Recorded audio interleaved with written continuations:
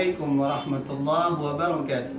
Alhamdulillah wassalatu wassalamu ala Rasulillah Sayyidina Muhammad ibn Abdullah al-qaim bihuquqillah ma'daqat al-farajah Allah.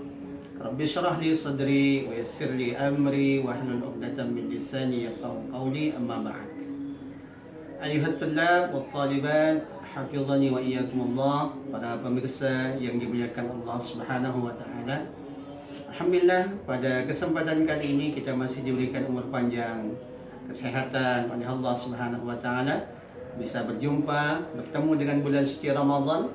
Mudah-mudahan puasa kita tahun ini diterima oleh Allah Subhanahu wa taala. Mudah-mudahan puasa kita tahun ini bisa menghantarkan kita menjadi hamba-hamba Allah yang bertakwa. Salat beserta salam tidak lupa kita sanjungkan kepada Nabi besar kita, Nabi Muhammad sallallahu alaihi wasallam. Mudah-mudahan di yaumil qiyamah nanti kita semua termasuk orang-orang yang mendapatkan syafaat dari baginda Rasulullah sallallahu alaihi wasallam. Para pemirsa yang dimuliakan Allah Subhanahu wa taala, tema kultum kita pada kali ini akan membicarakan tentang iktikaf. Pembahasan iktikaf mungkin sudah sering kita dengar, bahkan sudah kita ilmukan. Namun tidak ada salahnya pada kesempatan kali ini, mari kita mengkaji sedikit dalam waktu yang sangat singkat ini tentang makna daripada iktikaf itu. Secara bahasa, secara lughahnya, al-i'tikafu al-iqamatu 'ala syai'i min khairin aw syarrin. Jadi, arti iktikaf secara bahasa adalah mempertahankan atau iqamah, berdiri dalam sesuatu, di atas sesuatu, min khairin atau syarrin, dalam hal yang baik maupun tidak. Ketika kita berdiri tegak mempertahankan sesuatu dalam kebaikan ataupun dalam kejelekan, maka secara bahasa itu dimaksud dengan iktikaf.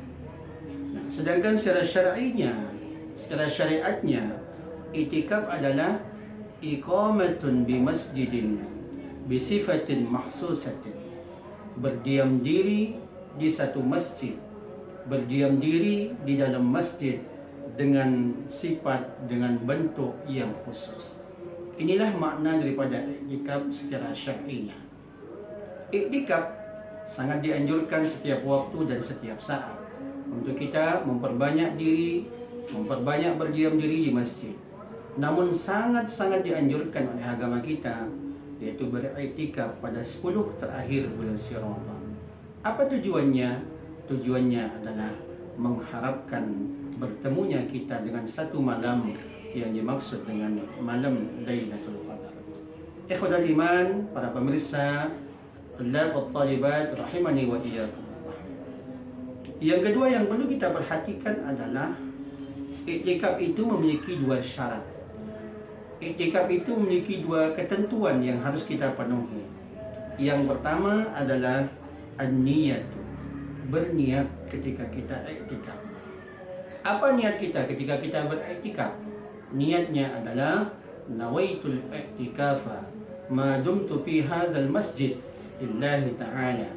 Saya berniat iktikaf di dalam masjid ini selama saya berada di dalamnya karena Allah Subhanahu wa taala. Itu pertama yang harus kita penuhi, yaitu an-niyah.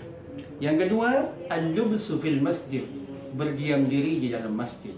Setelah kita berniat, setelah kita mengucapkan niat, melafazkan niat, berniat dalam hati, maka hendaknya setelah kita berniat, kita berdiam diri di dalam masjidnya Allah Subhanahu wa taala. Nah, di antara syarat-syarat yang harus dipenuhi oleh al-mu'takif, orang-orang yang beriktikaf, yang pertama adalah Islamun, harus beragama Islam. Yang kedua, wa'aklun, harus dia berakal. Yang ketiga, wa naqa'un an haidin wa nifasin wa janabatin, hendaknya dia suci, bersih dari haid, nifas dan junub. Fala yasihhu i'tikafu kafirin, maka tidak sah iktikafnya orang kafir. Wa majnunin, orang yang gila. Wa haidin, orang yang haid. Wa nifasin, orang yang nifas. Wa junubin, dan orang-orang yang junub. Maka ini harus dipenuhi oleh orang-orang yang hendak beriktikaf. Di samping dia harus berniat, berdiam diri di masjid, maka dia harus beragama Islam, harus berakal, suci dari haid, nifas dan junub. Maka insya-Allah ketika hal-hal itu terpenuhi, maka yakin dan yakinlah iktikaf kita akan bernilai pahala di sisi Allah Subhanahu wa taala. Demikian yang bisa kami sampaikan. Mudah-mudahan ada faedahnya, ada manfaatnya.